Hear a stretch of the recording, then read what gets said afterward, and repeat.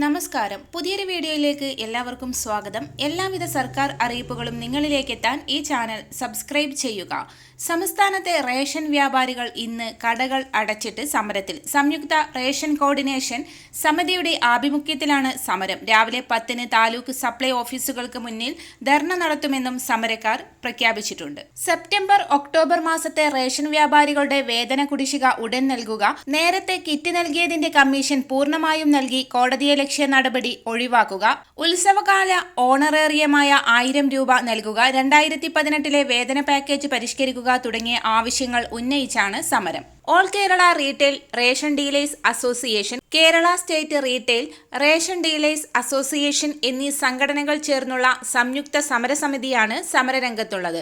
മറ്റെല്ലാ വിഭാഗങ്ങൾക്കും പണം അനുവദിക്കുമ്പോൾ റേഷൻ വ്യാപാരികളോട് മാത്രം ധനവകുപ്പ് അനീതി പുലർത്തുകയാണെന്ന് സമരപ്രഖ്യാപനം നടത്തിയ ജോണി നെല്ലൂർ അറിയിച്ചു. എല്ലാവിധ സർക്കാർ അറിയിപ്പുകളും തുടർന്നും നിങ്ങളിലേക്കെത്താൻ ഈ ചാനൽ സബ്സ്ക്രൈബ് ചെയ്യുക.